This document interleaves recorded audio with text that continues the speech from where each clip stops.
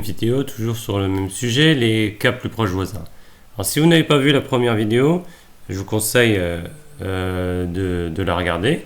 La première vidéo consistait à définir la fonction distance euclidienne.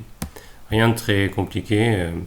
Et je rappelle qu'on a choisi la distance euclidienne, mais on peut tout à fait utiliser d'autres types de distances. Voilà. Si c'est un choix, on peut en faire un autre. Alors maintenant, on en est ici et on aurait besoin d'une fonction qui, à partir d'un jeu de données, sous forme de liste, retourne les cas plus proches voisins d'un point, d'une valeur qu'on veut tester, et avec k un argument, un entier que l'on fixe. Alors, pour faire ce genre d'algorithme, ça va pas être très compliqué puisqu'il nous faut calculer toutes les distances séparant notre point, là, je considère cet exemple, là, notre point là, 70-140, à tous les points de notre échantillon. Et on souhaiterait en garder uniquement les cas plus proches, c'est-à-dire la distance des cas plus petites distances. Alors, allons voir un peu comment on peut faire ça. Passez à votre éditeur préféré. Donc, commençons notre fonction. On a besoin d'un jeu de données et d'un point et d'un entier k. Alors, dans un premier temps, on va initialiser notre liste à une liste vide et on va la remplir au fur et à mesure.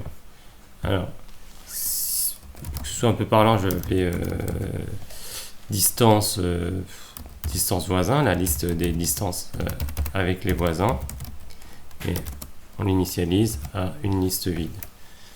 Donc ensuite, alors en fait, il y a quelque chose de particulier ici. Je ne veux pas obtenir uniquement les voisins les plus proches. C'est pas vraiment ça que je veux obtenir. Je veux plutôt obtenir les indices dans ma liste de données qui correspondent aux voisins les plus proches. Si j'ai les indices, ce sera plus facile à travailler plutôt que directement les voisins. Alors, donc en Python, il y a un moyen de faire une boucle en même temps sur les indices et les données. Donc, et le contenu de la liste. C'est la fonction enumerate qui vous donne à la fois l'indice et... Alors, j'ai fait une petite bêtise là, je vais mettre données et e parce que sinon après je vais m'emmêler les pinceaux. Alors voilà, donc première chose qu'on va faire, c'est qu'on va calculer la distance. L'autocomplétion, c'est vraiment pénible. Distance, parfois c'est un avantage, parfois. Et ma fonction qui calcule la distance s'appelle distance euclidienne. On prend la distance du point extrait des données par rapport au point dont je veux trouver les plus proches voisins. Alors ça me donne une distance. Et dans ma liste, je voudrais que j'ai appelé distance voisin, je voudrais donc qu'on y ajoute, alors c'est la méthode append, non seulement la distance, mais aussi l'index de ce point-là.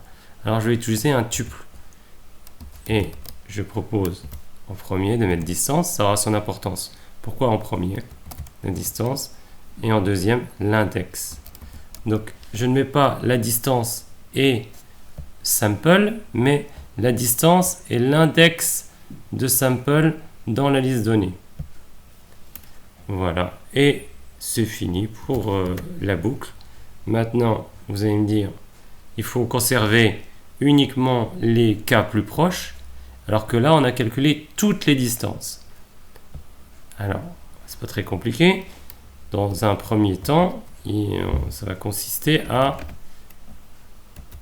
On va devoir trier notre liste. Alors, je n'utilise pas de fonction de tri que j'aurais créée moi-même. J'ai utilisé celle proposée par Python. Sorted. Alors, Vous allez me dire, mais comment est-on certain que ça classe en fonction, ça trie en fonction de la distance? Eh bien, par défaut, ça trie par rapport au premier argument distance du tuple, puis le deuxième. Donc c'est pour ça que j'ai choisi de mettre dans mon tuple en premier argument distance, puis en second index. Voilà. Mais on n'a toujours pas les cas plus proches. Alors, en fait, il faudrait garder que les cas plus proches de distance voisin. Mais en fait, distance voisin, il y a l'index. Il n'y a que l'index qui m'intéresse. La distance ne m'intéresse pas tellement connaître la distance. Donc, je vais non seulement garder les cas plus proches de distance voisin, mais je vais garder uniquement le premier argument distance. Donc, autant créer une nouvelle liste. Et on va créer une nouvelle liste en compréhension. Donc, je veux garder l'index dans distance et index. On va pas, puisqu'on aura des tuples là. In distance voisin. La liste qui est triée, mais si je fais ça, j'aurai tous les index. Et bien en fait, je vais prendre que les cas premiers. Je vais faire ce qu'on appelle un slice. Bon, c'est limite programme, mais comme ça, on n'a que les cas premiers, donc c'est le cas plus petit. Et voilà le travail. On n'a plus qu'à retourner la liste des indices des cas plus. Et notre fonction, elle devrait fonctionner. Alors, voyons ça. Avec le jeu de test qui vous est proposé dans le document là. Donc, il s'agit d'une première colonne qui parle de la taille, qui est exprimée en inches, et la seconde qui parle du poids, qui concerne le poids en pounds. Et donc voilà les données qu'on a. Donc c'est un fichier que j'ai récupéré, des données que j'ai récupérées, poids et taille. D'accord. Et on a un nouveau point, 70, 140, et on voudrait savoir quel est, par exemple, ces trois plus proches voisins. Et après ça, on pourra prendre des décisions, mais c'est pas l'objet de notre algo au départ. C'est juste trouver les cas plus proches voisins parmi cette liste. Alors, on peut le faire 3, c'est pas beaucoup. Donc 70, 140. Le problème, c'est qu'il faut regarder deux paramètres. Donc, c'est pas toujours facile. Si on n'avait qu'un paramètre, trouver les cas plus proches de 70, c'est facile à faire pour nous.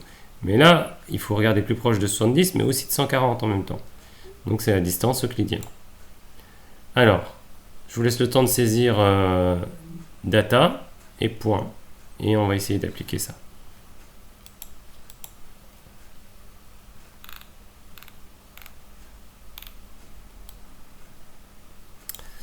Donc, si vous avez le temps de saisir, vous pouvez toujours faire pause dans la vidéo.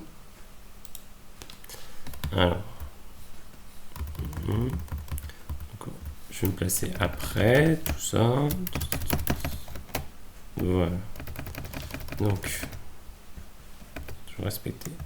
Je fais un copier-coller de data. Voilà. J'ai mes données et mon point, c'est 70, 140. Voilà. Et je vais appeler la fonction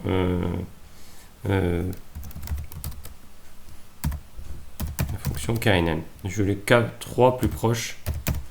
Alors, je vais faire une liste voisin de mon échantillon. Alors, KNN, mon échantillon, c'est data. Le point que je vais tester, il s'appelle point. Et j'ai choisi arbitrairement K égale 3. Donc, si je fais ça, j'ai les 3 plus proches voisins. Vous allez trouver les 3 plus proches voisins, les indices des 3 plus proches voisins, pas les 3 plus proches voisins. Donc, on peut, quand on est en mode debug, vous pouvez tout à fait afficher les 3 plus proches voisins pour voir ce que ça donne. Voilà. Alors, les sauvegarder. Hop. Et on peut aller tester. Alors, allons-y. Vous testez comme vous le souhaitez. Alors, comme c'est en live, enfin, on va voir. Alors, les 3 plus proches voisins seraient le 6e, le 3e, le 7e. Alors, je suis d'accord avec vous que c'est pas très parlant le 6e, le 3e, le 7e. Alors, qu'à cela ne tienne, eh ben, on n'a qu'à faire une boucle sur I qui parcourt les 3 plus proches voisins. Voilà. Et afficher non pas les indices, mais les valeurs correspondantes dans data, comme ceci. Alors, prenons I. Et ainsi, voilà, sauvegardons. Voilà, quand je sauvegarde, ça redescend, c'est bizarre. J'ai sauvegardé et relançons le script. Voilà, alors, donc 6, 3, 7, c'est le numéro 6, le numéro 3, le numéro 7, et ils correspondent à ces 3 points-là. On va essayer de vérifier, mais c'est très difficile de vérifier. Voilà, j'essaie de les mettre côte à côte. Alors, voilà, je vais jouer avec les fenêtres, c'est pas très pratique. Alors, l'échantillon 69.8, est-ce que... Oui, bah, c'est le 6e. 0, 1, 2, 3, 4, 5, 6, 69.8, 68.22, 68.22 et 142.34. Et pour finir, 70.01 et 136.40. Voilà pour l'implémentation des cas plus proches voisins. Donc ça, on va le supprimer. On le supprimera puisque on va utiliser ça comme une bibliothèque qu'on utilisera dans la suite. Voilà pour cette deuxième vidéo. Alors, il y aura une troisième vidéo concernant les cas plus proches voisins avec une application plus concrète à voir tout de suite dans la troisième vidéo.